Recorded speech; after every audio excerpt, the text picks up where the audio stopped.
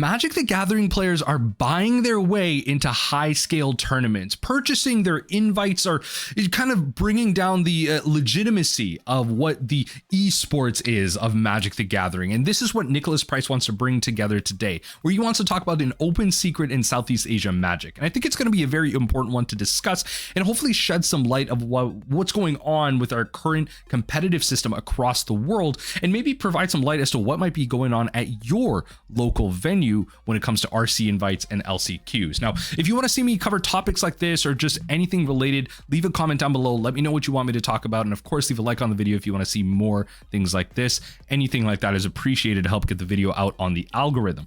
Now, let's hop right into this and go right into the Google Doc, kind of bringing to light what's going on with Nicholas Price's point of view. From the top of the article, Southeast Asia Magic's best kept secret. How would you feel if you were competing at a regional championship alongside players who essentially purchased their invite? I mean, how about if you're grinding last chance qualifiers while someone with 15 friends got their invitation without playing a match? Now, that's kind of crazy. So you think, you'd feel pretty bad about it. I'd probably break some rules. And you've decided to let everyone know that the practice of buying RC invites at Southeast Asia Regional Championship LCQs is a thing.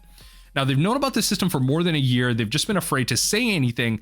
And heck, if this is just something that's existed for a minority of the system.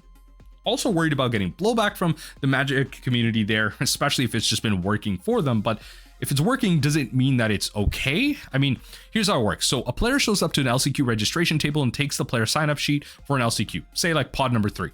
They and 15 others use their Wizards account email addresses to sign up for an LCQ.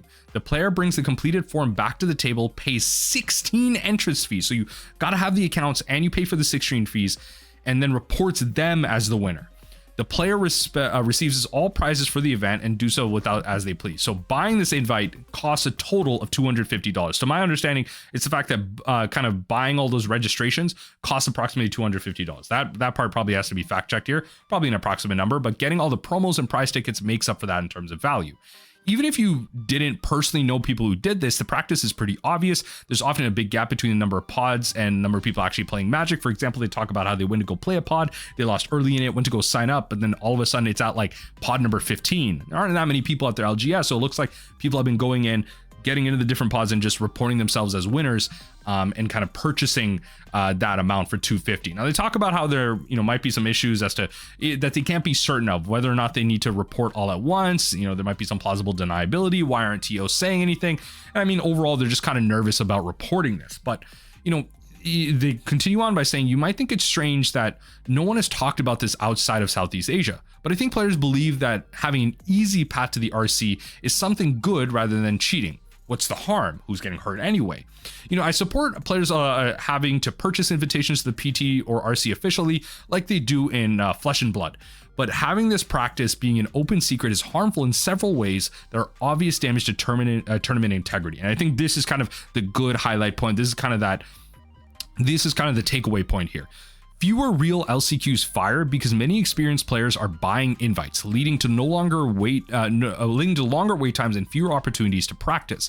If enough fake pods fire, prizes like playmats could deplete more the last real LCQs fire. I believe this happened on LCQ I won at the end of the day. So they just didn't have any more prizes because people were just buying out pods and they're buying out all the prize support, which, I mean, from a Wizards of the Coast perspective, isn't that great either, because your community and a lot of the casuals that are winning or the kind of local spikes aren't getting what they need. That's not great.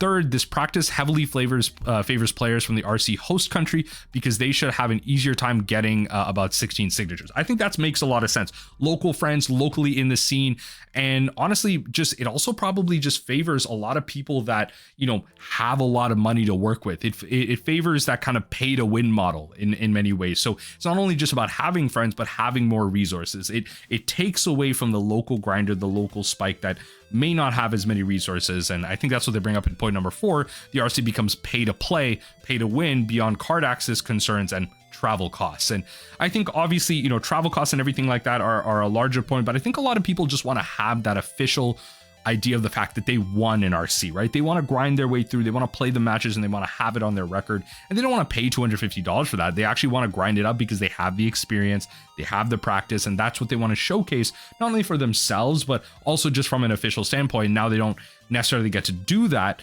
because other people are getting it like as easily. They might get discouraged from this, and they might not have enough prize support to do this, so they don't even get to prove it. Like you just go on and say, oh, I won, but I don't have anything to show for it, as with their earlier points of not having enough price supports, the play mats and the promos, like not having enough of that anymore because the other folks are just buying it out. So anyway, for the record, I don't blame the judges who are always overworked and undercompensated, or even the players who sign up for fake pods. The thing is, gamers are going to game if the TOs let them. I mean, I guess that's true as well.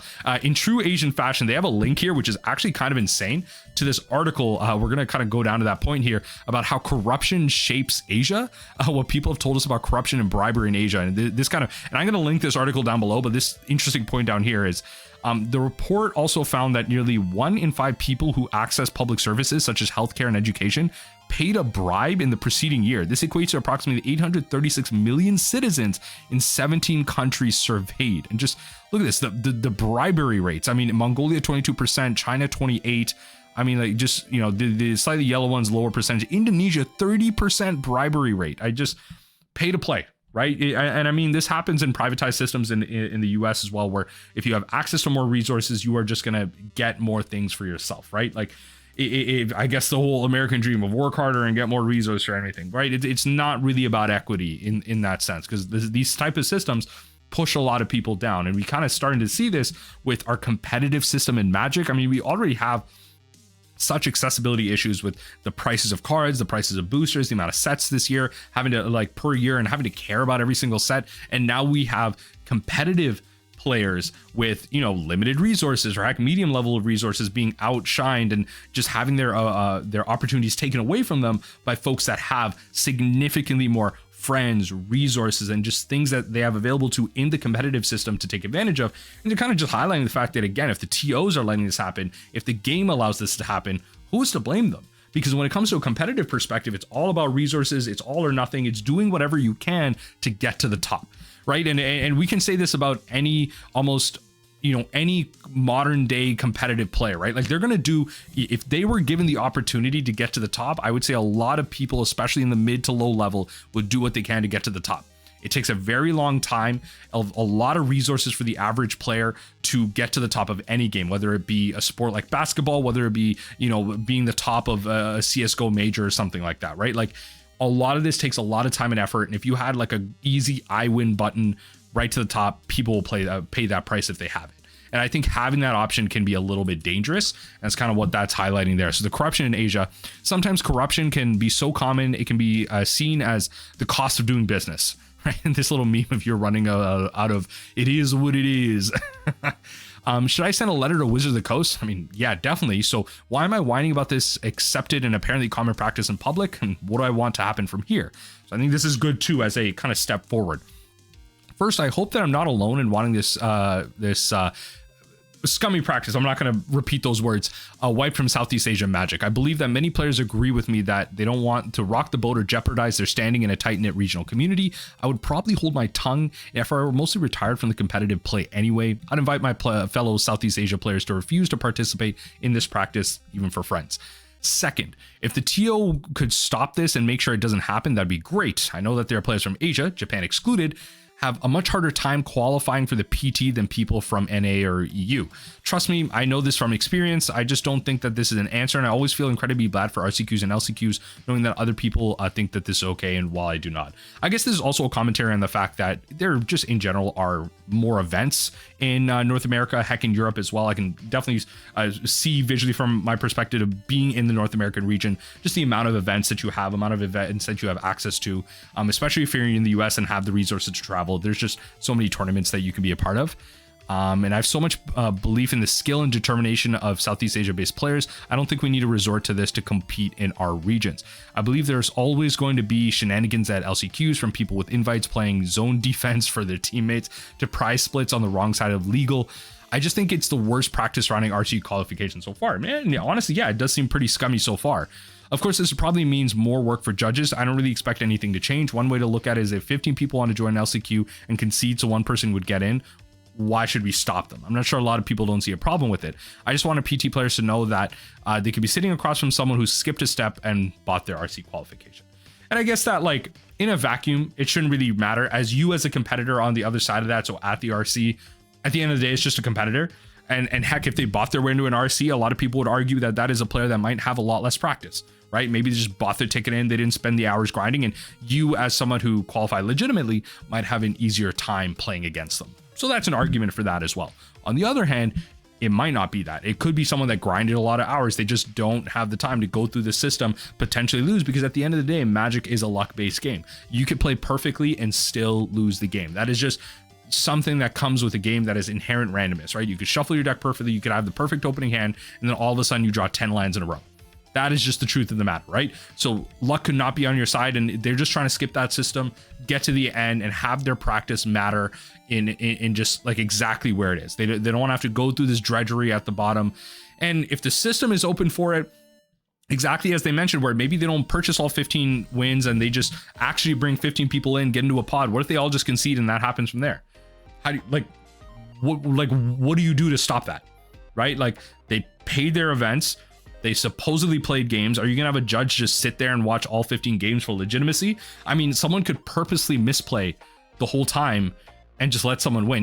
Like, you know what I mean? Like, there are like ways around this, right? Like, it's just, how do you inspect this from a game to game level, especially at like smaller local game stores or something like that with less judging or something like how do you stop this at a scale level? And I think that's the real discussion to have as to whether or not this is kind of a largely, like a larger problem. And I think that's what Nicholas Price wanted to really kind of highlight in his tweet here today.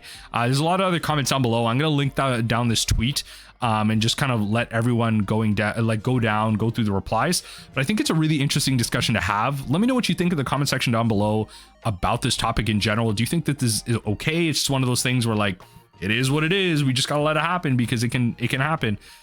I just don't think this is great from a competitive perspective. It's probably not a good look if this starts coming out widely out in public. Obviously, this tweet has a fair amount of engagements and likes and everything, but it's not exactly breaking the Magic community. Unlike, I don't know, there's that whole discussion that happened this past weekend around the whole command zone underpaying their workers with the post they had for an editor that was severely underpaid for someone in the LA area. So that's a whole other discussion. But that's, I'm bringing it up, and people may think I'm bringing it up for drama purposes, but it's something that legitimately happened. It's not something that I can really speak on, but I can bring up and I guess provide that comment on. But I mean, there's so many things happening in the Magic scene in terms of drama, in terms of just really complicated topics. I wonder if this needs a bit more light shine on it to really take a look at it from a microscope view and just really dig into the weeds and make sure that our competitive system has as much integrity as possible.